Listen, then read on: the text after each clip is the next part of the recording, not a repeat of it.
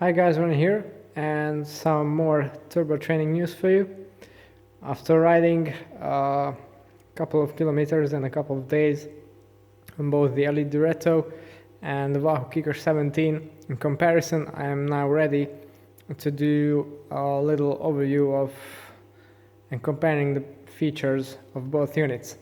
So let's just start with the size and the packaging of the units. Now, the one thing I don't really like about the Direto is that it's absolutely huge. We got this whole rotor here, which moves around, and this fiddly plastic housing. The feet are also large, but that's not a problem because it's good for stability. But the resistance unit also sticking back from the unit itself, not tucked to the front like on the Wahoo. So yeah, size-wise, if you're carrying this to races, then the Wahoo is definitely a better option because, well, it's much neater. The stability is the same, and another positive from the Wahoo is that it doesn't flex, because if you're trying to put out a lot of power on the Direto, I have noticed that the whole unit and the assembly flexes from side to side.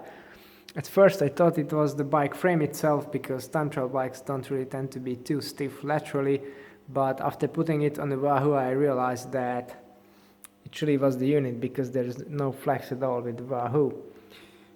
Okay, so that's the whole size and the appearance of the unit.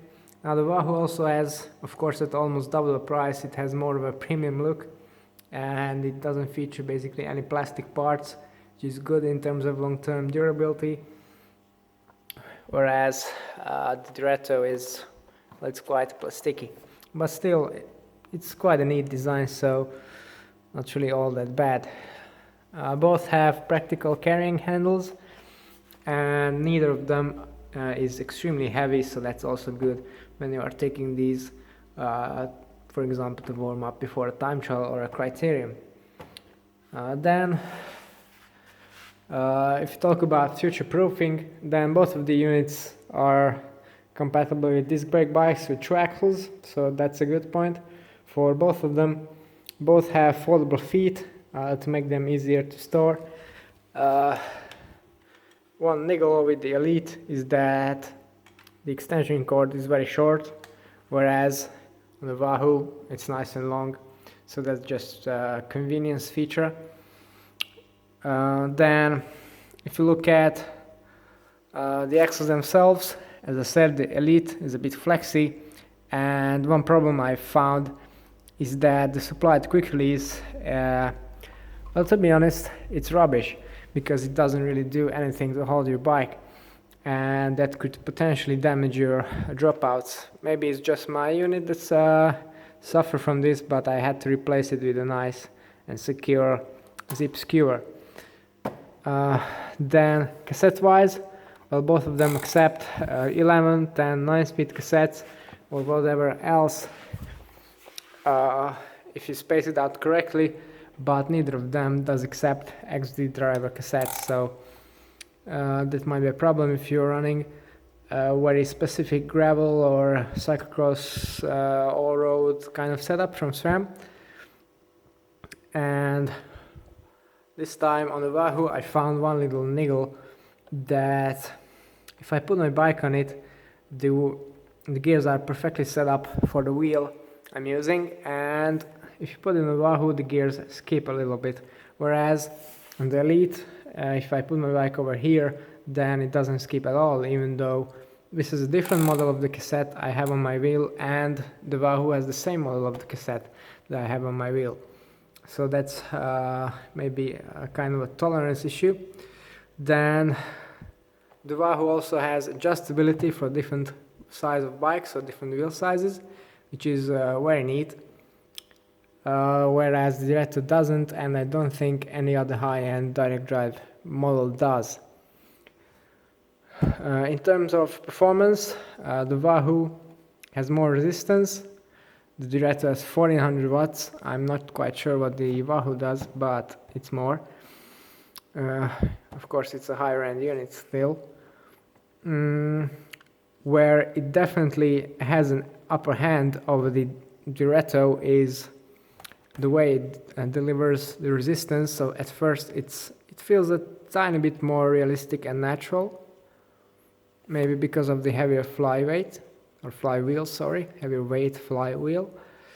And secondly, when you're using erg mode, the Direto, at least in my case, has quite a distinctive lag when it delivers the increased resistance for an interval, let's say, and it's not so noticeable when you are just running around in Zwift, but again, it's a bit slower than the resistance on the Wahoo, so that one kicks on much sooner. But in terms of overall performance, I think they're quite closely matched, even though the price difference is quite big.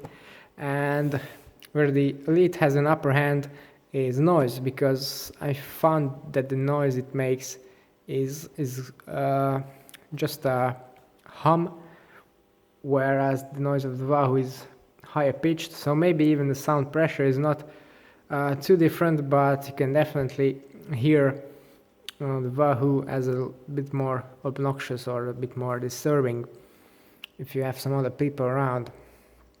So the question now comes, is it really worth to go for a unit that's almost twice as expensive? Well, I'm not really sure actually. If you would like to carry your train around a lot with you, let's say you're traveling or you're racing a lot, you need to warm up, and then in the winter you do a lot of turbo training indoors, then I'd say yes, because you will really appreciate the added stability of the trainer, so no flex. You will appreciate the better erg mode. Maybe if you're a top sprinter, you'll also appreciate the high resistance. And if you're traveling with it, then you will appreciate the smaller size and possibly lower weight.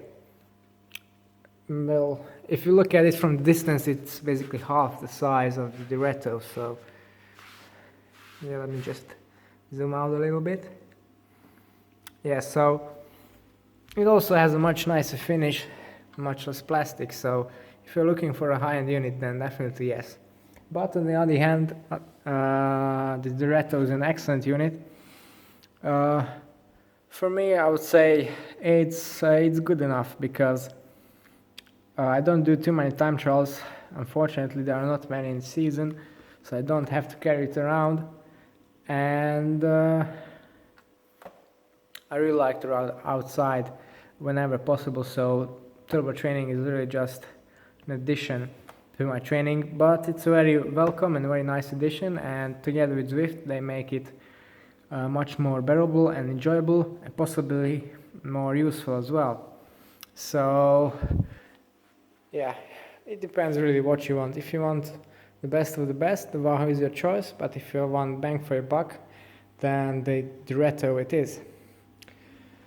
Okay, so I really hope that this information was useful to you and will guide you through your power meter, your indoor trainer purchase. If you'd like to see more tech tips about wheel sets, bikes, and other cycling related stuff, then don't forget to tune into my channel and subscribe. It's all for today. Thanks for watching, and see you next time.